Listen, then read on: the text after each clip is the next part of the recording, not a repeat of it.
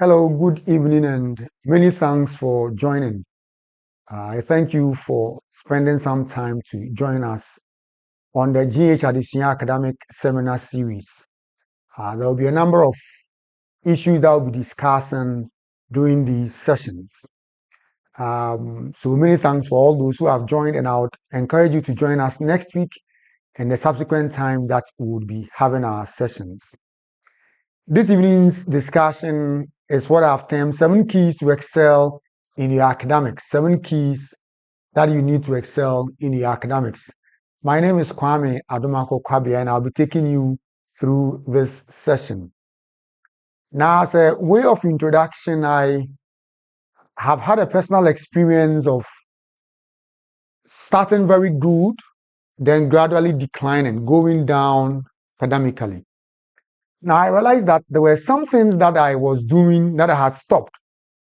So I decided to read and know exactly what needs to be done to excel as a student. So right after senior high school, I got a book from a senior, and then I started reading. And I realized that there were some things that I was doing which were needful or right, which I had stopped. And these are the very things that I've kept studying, and I've realized that learning them or using them myself and teaching others has been very useful. So let me give you an overview of today's seminar. In this seminar, like I said, we'll be talking about 7 keys. Now, the first one we'll talk about is planning your journey of success. Then we'll come to talk about gather the needed resources, the resources needed. Then the third one will be how to avoid distractions. Then the fourth one, we'll talk about learning the right way, or like I say, learn how to learn, learning the right way. Then the fifth one, will be to know the nature of the exams. Every learn that you do, or mostly, might be geared towards a particular examination. So how is the exams? Then the sixth point is testing your preparedness for the examination. Testing your preparedness for the examination. And then the final one is creating the right atmosphere for you to succeed. Now let's start. We'll go to the key 1. Now there will be times for questions, and that will be at the tail end. I'll give a contact, and the question time will be through WhatsApp. So if you have a question, you'd have to type it in WhatsApp, and then we'll successfully respond. So if you have any question, you have to put it down, and then when we have ended, then you can ask those questions. Now the key 1, plan your journey of success and execute it. Plan your journey of success and execute it. Now there's a statement that was made by Benjamin Franklin, and it goes like, failure to plan is planning to fail. Failure to plan is planning to fail. Now this what this means. You want to go to school tomorrow. You didn't wash your uniform. You didn't iron it. You didn't clean your shoes. And you wake up in the morning. When you wake up, if you don't take care, the bus will take off before you get into the bus. Because you need to go and wash your uniform. You need to iron it before you go. Now every journey, not necessarily in your academics, that you embark in this life, you will need to plan. So failure to plan is planning to fail. Now, with respect to these keys or academics, what do we mean by that? Now, I have here, most of life success is as a result of proper planning and then executing the plan. So it's not just planning, but you need to plan properly. And then you need to execute that plan.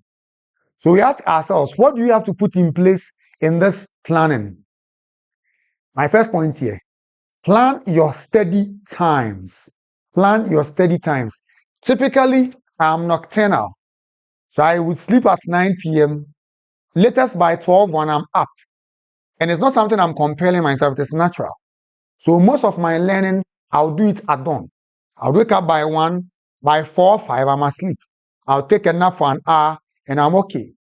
But it varies from person to person. You might be a daytime person. How do you plan and make the best out of that time? Someone is also an evening person or a night person.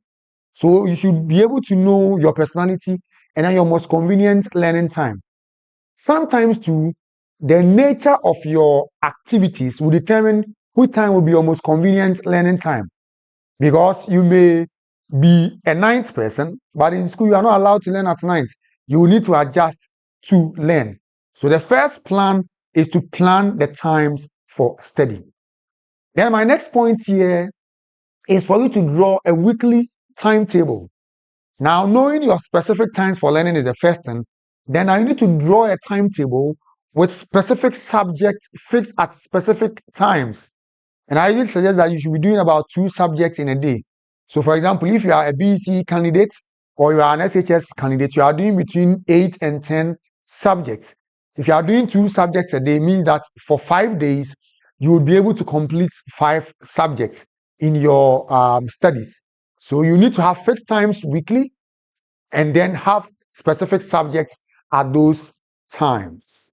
Now, if you fix a timetable, then that means that you should be able to have specific subjects being studied at those times. Now, my point C here is to plan the order for studying topics and set deadlines for completing topics. Let's take that you have an exam in 6 months or in 8 months. You should first acquire the syllabus for that course or that subject or that program. Then, as part of your planning, you should know that in week 1, I should have finished algebra. In week 2, I should have finished geometry. In week 3, I should have finished data. If you don't have a plan for the various topics, you would end up learning. But a day before the exams, you realize that no, about 5 topics out of 20 have not been covered. That is poor planning. And that is the concept of planning or proper planning. When you are planning properly, then it means that as far as when you are supposed to do which topic should be looked at. So by the time the exams is due, you have gone through all the topics. I'll later be talking about it, but even in this planning, you should have enough time for revision. And we'll come to that. Now, how do you get to know the topics for the period? You should have gotten the syllabi and knowledge about the topics from pamphlets and even from your teachers. Then I go to my point D. You need to plan your revisions. Now you have 7 days in a week. Are you going to learn from Monday to Sunday without revising? No. Revision is not only at the end of the period that you are going to write the examination. No. You should have short-term revision periods. So after studying from Monday to Friday, you should have some time over the weekend to revise. Or anyhow you plan it, the revision is not left at the last thing towards the examination. You should be doing short-term revisions because memory goes down with time. If you know 10 items today, by 7 days, you will have lost 5 of them. By a month, you will have lost the other 5. It is when you revise that you're able to store the information for a longer period. Now, I'm also saying that you have to plan to complete topics months ahead of the final exams to allow for revision. So, if you have 6 months to the exams, you should leave about 2 months clear. Those 2 months are for revision or would be for revision. The advantage of giving yourself enough time for revision is that you might be lagging in something. And then if you have 6 months and you have spent 4 months, the 5th month might even go into doing further studies. Then you have 1 month more to do your revision. And that is the concept of planning. Planning to succeed in your examination. I guess this makes sense. Now let's go to the key 2. And at this key, I'm saying that you need to gather the needed resources. As you want to go to farm early in the morning, and then you don't prepare to sharpen your cutlass. You don't find out where your boots are. You don't look for where you've placed your hoe. You wake up and you'll be looking for it. That might take you some 30 minutes. So you need to gather your resources. So let's talk about gathering resources with respect to your academics. Now, I'm going to narrate a story to you, like I just did.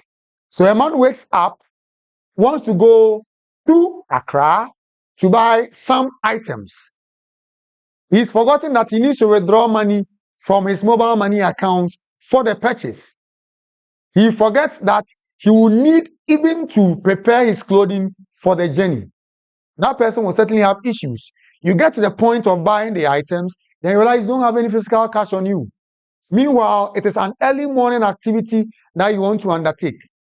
Now, like in the earlier story of going to the farm or going to buy items in Accra, you will get there and you'll be disappointed.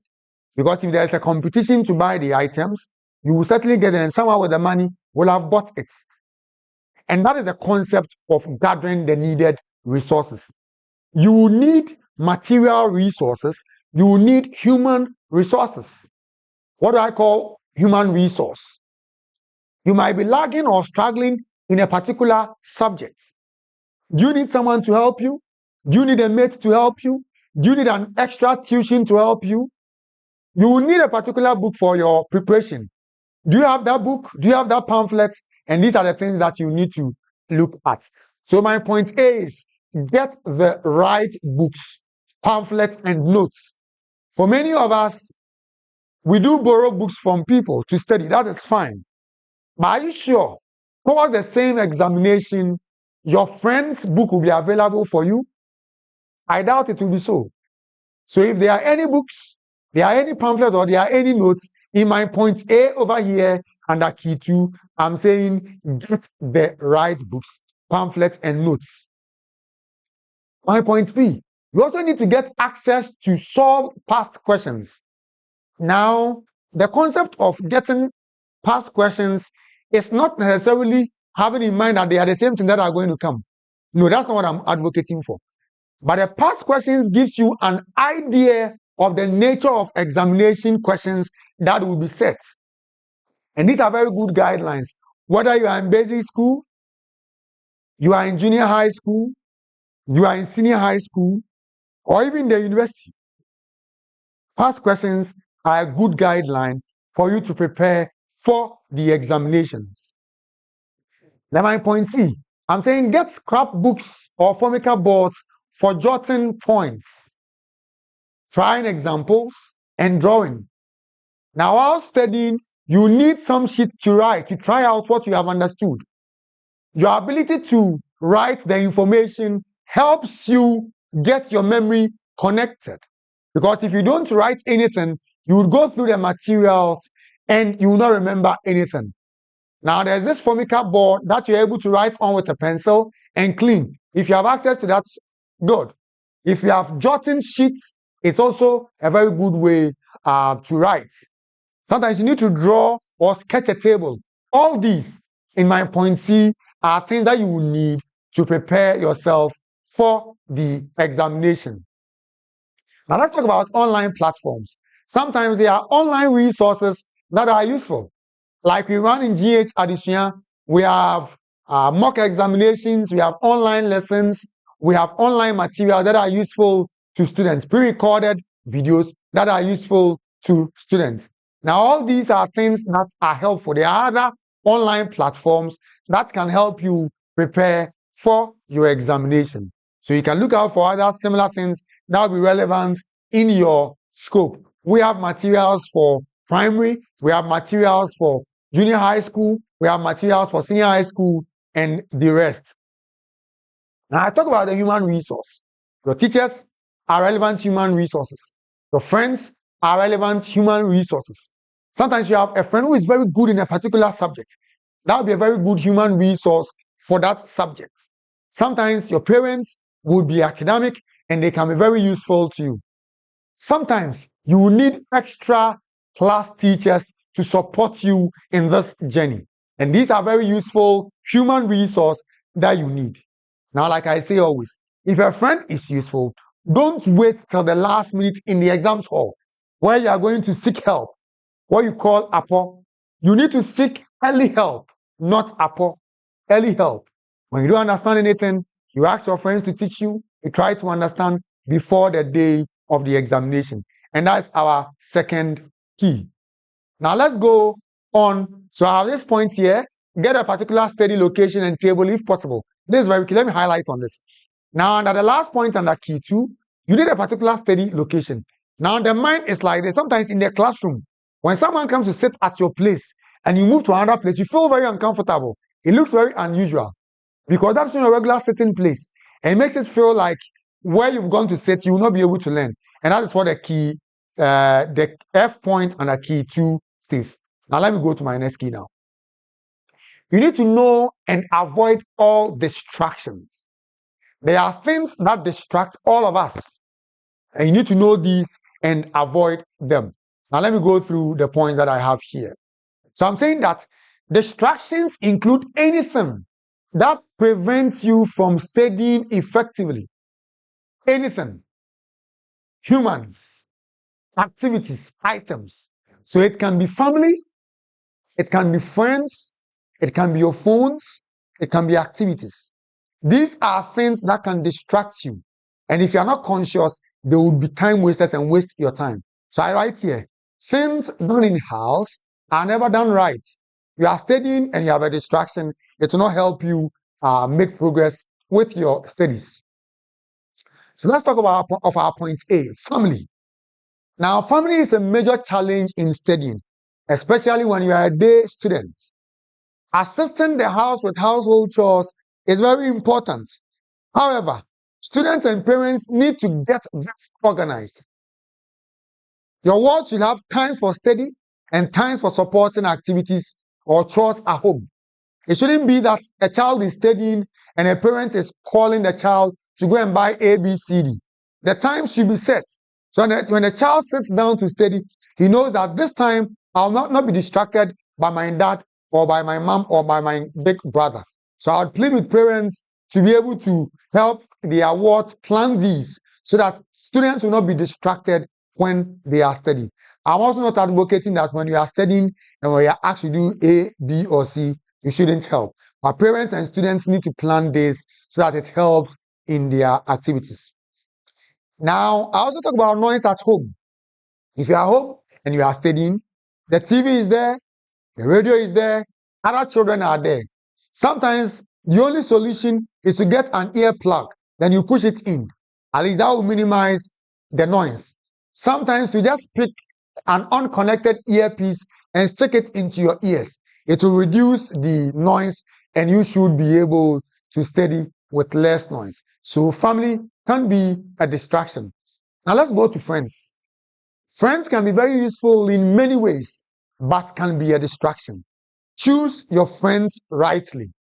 Now, for many of you, you are not able to resist friends who prevent you from studying. There is a time for everything, as the good book says. A time to study and a time to play. A time to speak or talk with friends and a time to be glued to your books. You should choose your friends rightly. You should have friends who would help you study. You get to place and there are some friends who are actively studying, the bookworms. These are the people you should be making friends, not those who are always distracting you from becoming a studious person. So if you are in senior high school, you are in the boarding house, you should know which friend would help you study. Those who would always say, Charlie, let's go and study. Not those who would be calling you into other activities. Now, talking about friends, I also talk about love relationships. This is another distraction for adult students. So you are in the senior high, you are in the university, you are involved in a love relationship. These things, if not guarded, can really waste your time. I know students who go to others' rooms to go and cook and to go and do all other chores for them. This is a big distraction. Emotionally, it's a big distraction. So you need to avoid such. Then we talk about the television. Now, most of you even don't use televisions, it's your phones. You are on TikTok and you are flipping through videos and it's an hour and you are still flipping through. And what you are flipping through is nothing that would enhance your academics, something that would distract you. Social media at large does this. Some guys are also glued to football matches. So when their team is playing, no, nothing about learning. Or when the competition is keen, the whole week, the whole month, they are glued to television and watching sports, forgetting that an examination is coming. The fact is, the day for the examination, you can't push it away. It will certainly come. Then social activities. Some of you are glued to so many social activities.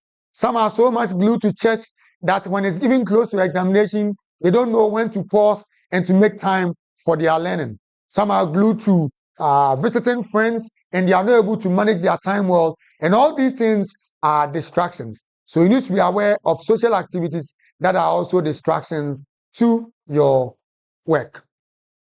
Let me go to key 4. This key 4, I'll delve into it later, but I call it learn how to learn. Like I said, learning is something that can be learned, and we all need to do it right. So I have a quotation for this, and I say, learning is not just an act, but it is an act that can be taught and learned. Learning is not just an activity, but it is an art, it is a skill that can be taught and learned. So what I'm doing today is part of the whole series. I'm teaching you the things that you need to do that would enhance your learning.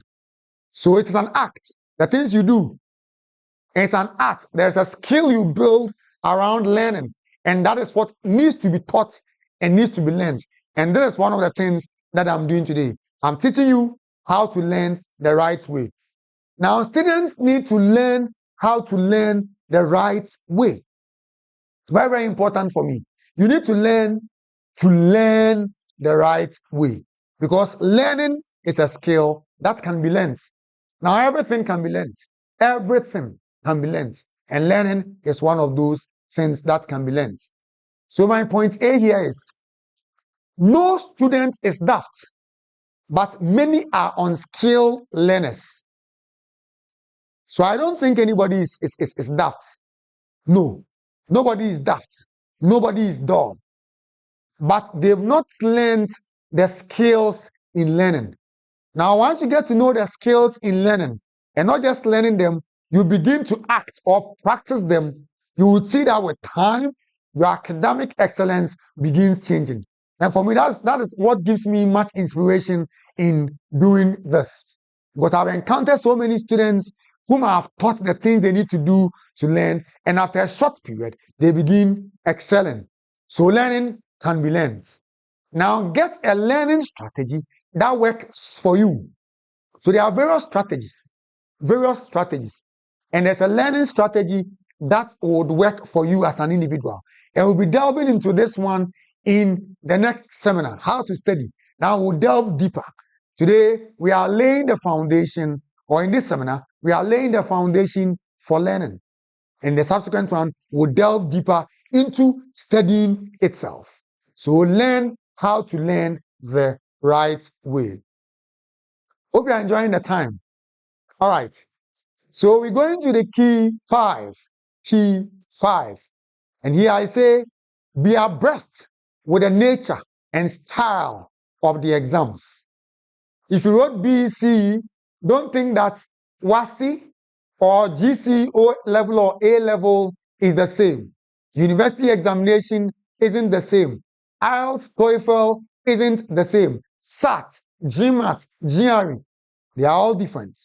So be abreast with the nature and style of the examinations. Because if the examination has a unique style, you need to prepare yourself to meet the examination in that particular style. So be abreast with the nature and style of the examination. Now, knowledge of the exams you are about to write is key to your success. If you know the nature of the exams, it is key to your success. My first point here, know the grading system. This is key to know the marks required to earn a particular grade. So you want to do a particular program at the university. What is the entry requirements? What is the average mark that is needed? If you get to know this, then to tell you what marks you need to get for you to get that program of interest. You want a scholarship, you are writing an external examination, SAT, GRE, TOEFL, IELTS. All these examinations have their cutoffs. You should know the cutoff for these, and that would help you prepare. So know the grading system and then go by that. My second point here, know the sections in the exams, the number of questions to answer, the time allocation, etc. So you're going to write a particular exam. Every exam comes with its own structure. the sections, the time allocated to it. So it's an objective test. How many minutes do you have there? If it's a theory question, how many questions are you answering? How many marks does each come with? So know the sections in the exams, number of questions to answer, the time allocations, the marks that are allocated to each section. Then the second point here, my point C here is know the kind of questions asked in the examination and the expected answers. So in an exams, if you are asked to state, how do you go about it? List. How do you go about it? Elaborate. Describe with a figure or with a diagram. How do you go about these? So know the kind of questions that are asked in the examination and the expected answers that are needed. Then my D here is know the needed resources to write a particular subject. I'm saying be abreast with the nature and style of the exams. You are going to the exams hall, you meet students in an exam hall, you are going to invigilate. They didn't bring a calculator, they didn't bring a math set. It's absurd. If you have really prepared to write that examination, then you should know the material that are needed. If you need a ruler, you take it in there. You don't go scramble and look for materials from friends. No, not in the exams hall. You need to know the needed resources for that particular examination. So that is my point D here. And that's my last point for that session. So you should prepare with everything that is needed for that examination. I come to my last but one point. Test your preparedness for the exams always. Test your preparedness for the exams always. So there are 10 topics you need to study. After topic 1, test yourself. Get an MCQ. Answer. Look for the answers. Mark yourself. Check how many marks you got right. How many of the points you got right. If you got, say, 8 out of 20, you know you are below average. Then you take another one at another time. Keep measuring yourself. And that is what this point seeks to talk about. So preparing for an exam requires a continual test of readiness. Don't wait until the last minute. If you wait to the last minute, you realize that, I didn't prepare well in this area. I didn't prepare well in that area. And for most students, we get caught up with this. You need to prepare yourselves continually for the examination. Don't wait till the last minute. So my A point here is assess yourself topic by topic using past questions and online resources. So measure yourself after each topic. And that's my point A here. Not after the whole session, no. After each topic, you test yourself. B, track your progress. Check your improvement in marks using objective tests and keep track of previous marks. So if you got 8 today, you can pick the same book, you mark yourself in there. You got 8/20. You keep the marks in there. The next day, you do another test, or the next time, you check. You have 12/20. Keep track of that and see whether you are improving or you are not doing well with time. Very important to track yourself as you go along. My C point here is challenge yourself and aspire to be better each day than you were previously. So you might be in basic 1, because I know I have some basic 1 students here. Basic 2, basic 3, basic 4, 5, 6, 7, 8, 9. You are in senior high, 1, 2, 3. You are in university level 100, 200, 300. You need to be getting better with time. Each time should be a better time than the previous time. Now, one of the things as a person that I had a challenge in was in my basic education, where most times I had the opportunity to be first in some subjects, so I relaxed. It was the latter minute that I realized that my marks in those subjects were not good. So I had to inch up, get better. So measure yourself with yourself, at least for a start. Each time, you should aim at getting better. So at the end of the term, what did you get? If your marks were not so good, or even if it was that good, you make sure that in your next meeting, you get better. And that is challenge yourself and aspire to be better each day than you were previously. And I come to my last key. And this key is very, very important. Because after planning, after getting the right resources, after preparing yourself for the examinations, after getting all that you need, set the right emotional and mental atmosphere. The right emotional and mental atmosphere. Now, the power of the brain can never be underestimated for both good and bad. The power of the brain can never be underestimated for both good and bad. Now, for you to excel, you need to have a sound mind. For you to learn and not to forget, you need to have a sound mind. So you need to set the right emotional and mental atmosphere for yourself. So my point a positive mindset is key to drive success. If you don't believe that, yes, I'm not doing well today, but it will be better. If you don't give yourself that mindset, you need to succeed. You not succeed. If you don't tell yourself that, no, I can achieve this. If I do A, B, C, D, you will not get there. So you need to have a positive mindset. Yes, it is possible I can excel in this examination. So my point B connects to this. Believe that even if you are currently not excelling, you can excel using the right strategies. So you're not doing well today. It doesn't mean you will never become a better student. If you go through the steps that I've given, with what I'll be giving in the subsequent seminars, then your possibility of excelling is very high. So believe that even if you are currently not excelling, you can excel using the right strategies. Even when you are not making it as you desire, never give up. Never give up. Winston Churchill says, never give up. Never give up. Keep changing your strategy. What did I do well or do right in the previous time? What can I do in addition? Maybe you were learning for short times. You were spending like 30 minutes a day to learn. Can I inch it up to an hour and see the impact? Maybe you didn't get any support from friends, teachers, family, or you didn't even have the right textbook. So everything has to be put in check, in plan. You need to improve your strategy, but never give up. Self-discipline. Now, for most students, they are not daft. I've taught series of students for quite a while now, and my basic perception about them is the fact that they are not disciplined. They are not disciplined. So they don't know when they have to call study time and play time. They are two independent things. It's like you are driving and you are playing with your phone. You will crash. You would crash. So you need to have self-discipline. If you are self-disciplined, then you will not have some of the challenges you may be facing. So lack of this leads to failure in many human endeavors.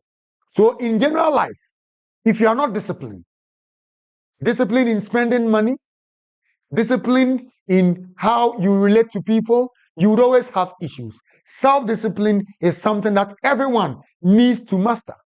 If you are self-disciplined, then you would have time for studies. You will prepare for examinations. You will not go into the examination and expect that someone would assist you in the exams hall. If you are self-disciplined, it helps in so many of these things. So please be self-disciplined and make sure you are applying yourself rightly to the task. Then my next point here, for you to set the right emotional and mental atmosphere, is self-motivation. Sometimes everyone will have given up on you. Your friends know you are not a smart student and you will never become smart. Motivate yourself. You need to encourage yourself when you make some progress.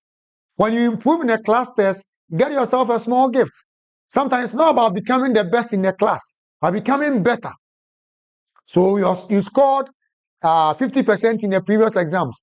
When you get 55%, buy yourself a small candy, a small chocolate. Get yourself a small drink. Now, in so doing, the brain knows that when it does better, it is giving something. It motivates you. If you're a parent, when you are watching, if your ward does a little better than the previous term, don't tell them that if you become first, I'll give you this. No, it's not always about being first. But if your ward does a little better, give them a little motivation. Buy them a snack. Buy them a meal that they enjoy so much. Take them out for a trip. Then they will know that, okay, mommy, daddy, when I do well, a little better, they will motivate me. Or they would give me a gift. When they don't do well either, let them know that they didn't do well and they need to do a little better the next time. As an individual, you need to be motivating yourself every now and then, and it does so much good to yourself. And I bring this here. Avoid overconfidence. Avoid pride. Avoid inferiority complex. Some of you too are overconfident. You get to the examination hall, you know you know so much that you do not take your time. By the time you realize things that you know, you make mistakes in them. That is overconfidence. You make petty, unnecessary mistakes. I've seen students who are copying math questions wrongly. So it is 17 and they copy 11. From the start, they are wrong. Overconfidence. Pride. Some of you also become so proud because you are the best in your class that sooner, like we say, pride comes before a fall. You gradually be dwindling. Like by the time you realize you are down there. For some of you too, inferiority complex. You think you can never be better because probably your parents have said that. As for you, oh, you will not come up with any good grades. Or your friends know that you are the worst in the class. It is known all around.